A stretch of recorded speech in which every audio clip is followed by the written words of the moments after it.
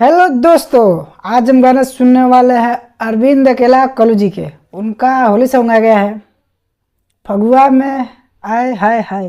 तो काफ़ी फनी वीडियो बा, फनी सॉन्ग बा भाई, सुने में बहुत मजा आई। तो आप लोग वीडियो के पूरा देखी जाए, एंजॉय करी जाए। अच्छा लागल तो भाई लाइक और शेयर दबा करी जाए।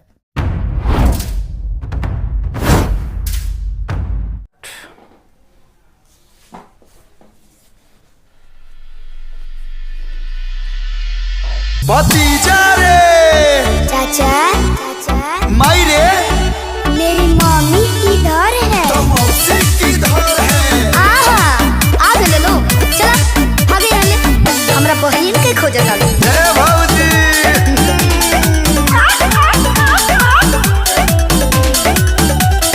चाचा तोहर बाबू लागो तारे बानो, मार के फ्रूटी भोई बानो। भूल जाए जमारा ना जाए जो कसम, कोदी पीछे कारी में सीधे रे कसम। बाबा सब सराकत हो बहन के ए चाचा तोहर बाबू तारे बानर मार के फ्रूटी भोई बानर। बाबू तनी जो अपना मौसी के बोलाव तो ना चाचा, ये जुल्म होता। बात तोरा माई के जइबे का भीतर का भल बाबू, देखना मौसी। होली अखिया से मारताई जाए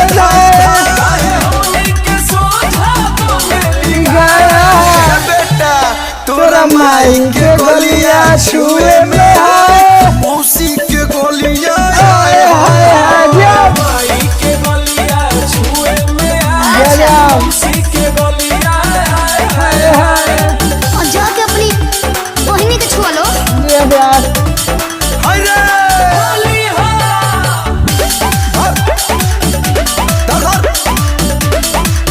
अरे बबुआ रे देखो तारी रंग जब लाला का पियर का जाने काहे बाबू भागो तारी फाला का मन में काट लागल बा ना चाचा बदतमीजी करले तोर चाचा रे बबुआ, आधा रंगले कब बाचा। ढेर बोलो तारे बड़ होके बाचा। अब पूछस न पिए के चाहे चाहे चाहे तोरे से कहली जीजाजी तोरा माई के गोलियां छुए में आए मौसी के गोलियों माई के गलिया छुए में आए, अब लोग ना मौसी के गलिया लाला या वीर माला होली में साली जी फायदा करे लाया बीर वाला वाला गुलाला में साली जी ना बाबू जाए दो, हमर घोटे ठीक बा।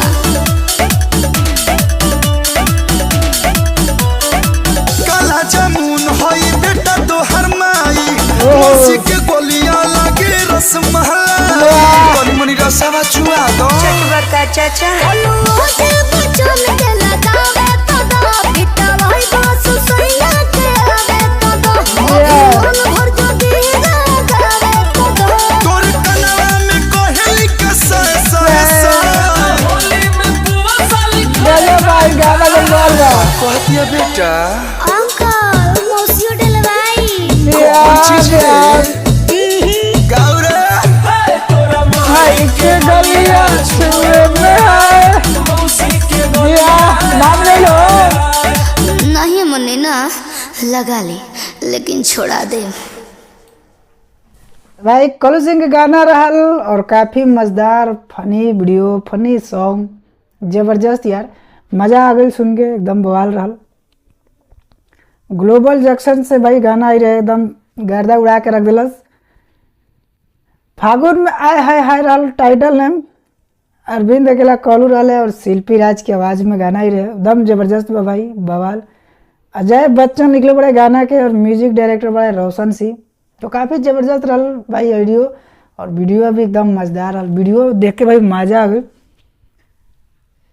सृष्टि राणा, अनिकेत सिंह, जो बबुआ बाड़े अनिकेत बाड़े, और सृष्टि राणा बड़ी, जो मौसी बड़ी भाई, और रास्ता सिंह बड़ी। एकदम जबरदस्त लागल भाई वीडियो, फाड़ू वीडियो रहल, मजा आ गई सुन के भाई। एक दिन ऐसा गाना वाला भाई, जब अंदर से मन डोल जाए गाना सुन के।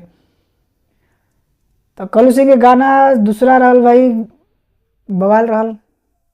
तो जा लोग भाई, डिस्क्रिप्शन में लिंक बा, वहाँ से जाके गाना के सुन लोग। और कमेंट सेक्शन में जरूर बताओ लोग गाना कैसन है, मजा आयल कि ना आयल। और भोजपुरिया बानी से तो भाई तो मजा तो जरूर आयल। तो ज़्यादा से ज़्यादा लाइक और शेयर जरूर करब जा। मिलब नेक्स्ट वीडियो में, बाय बाय।